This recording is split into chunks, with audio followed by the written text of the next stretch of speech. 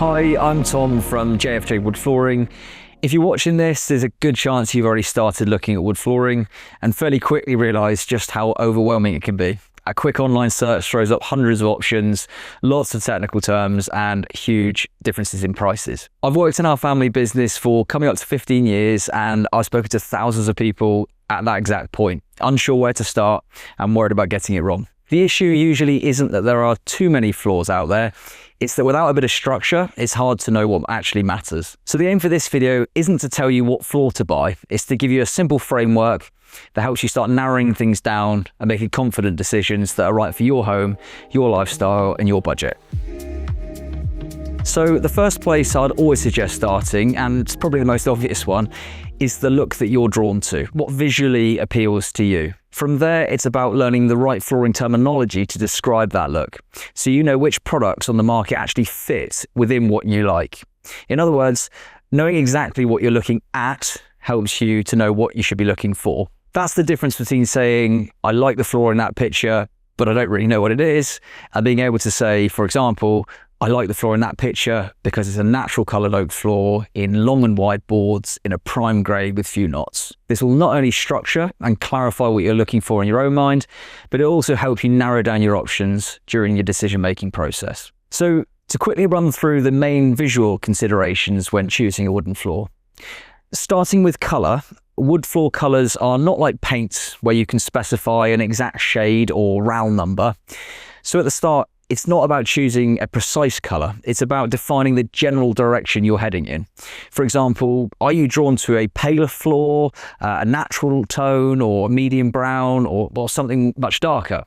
Colour is one of the hardest elements to describe, so just remember, you're not locking anything in yet, you're just defining the overall tone that you're after. Next is the grade of the flooring. Grade refers to the amount of natural characteristics in the wood, things like knots, grain patterning, colour variation. It's important to note that grade has nothing to do with quality or durability, it's purely about appearance. So are you looking for a cleaner board with minimal knots, or something more characterful, or perhaps something that comfortably sits in the middle? Sheen level is another key visual consideration.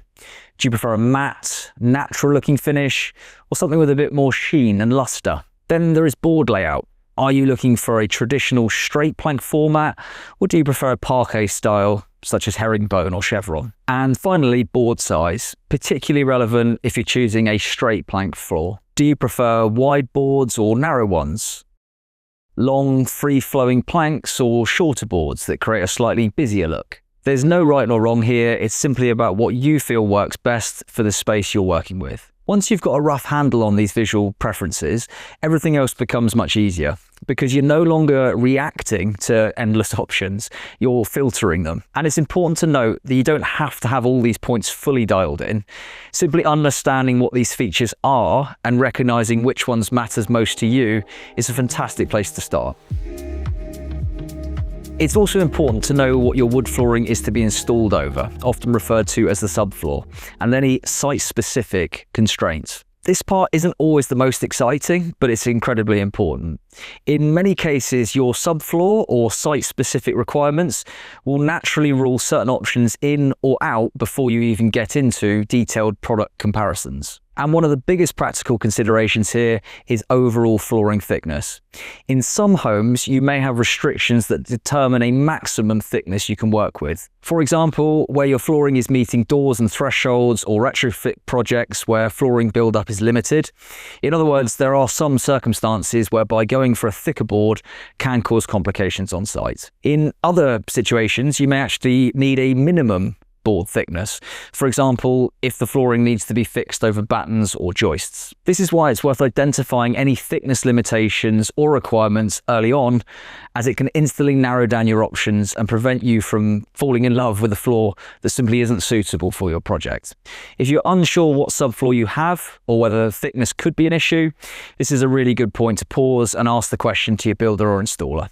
Getting clarity here early on can save a lot of wasted time and frustration later on. If you have underfloor heating, one important thing to check early on is whether your underfloor heating system specifies a maximum thickness of flooring that can be laid over the top of it. Now, Just to try and clarify this, there are two sides to wood flooring and underfloor heating compatibility. The first is the suitability of the floorboard itself, i.e. how stable and reliable will that flooring be over a heated surface. This comes down to the structure and the quality of the floorboards.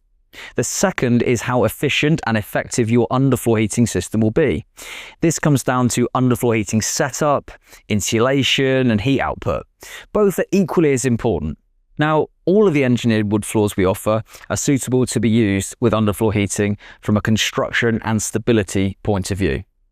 However, some underfloor heating systems, particularly electric and retrofit water-based systems, specify a maximum board thickness to ensure efficient heat transfer. With this in mind, don't assume that because a floor is specified as suitable for underfloor heating, that automatically makes it suitable for your underfloor heating system.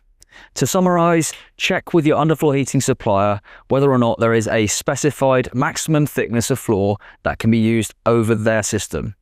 Then look for floors within that tolerance that are high quality and will give you the maximum levels of stability and reliability. Again, this is something that's important to check early on, as it can instantly narrow down your options and save you wasting time looking at unsuitable floors.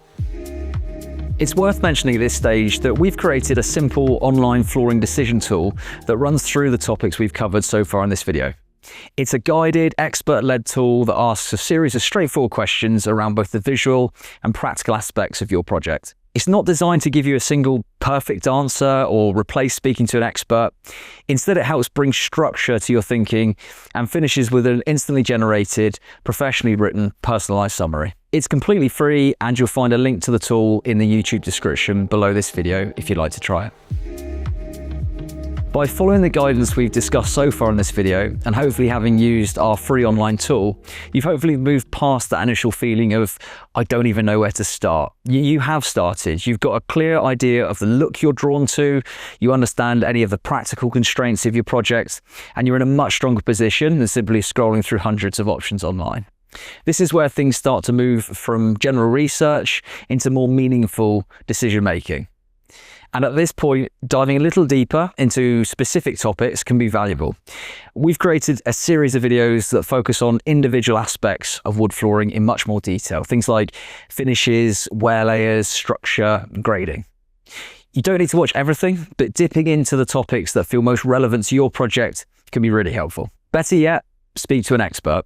Armed with the information we've touched on in this video, those conversations can be really productive. You're no longer starting from scratch. You can explain what you like, whether there are any site-specific constraints or requirements, and what matters most to you. That allows us to guide you towards flooring options that genuinely suit your tastes and property. And there is so much more value in this than just being presented with endless options online. So if you came into this video feeling unsure where to start, I hope you've now got a few good ideas as to how to approach beginning the process.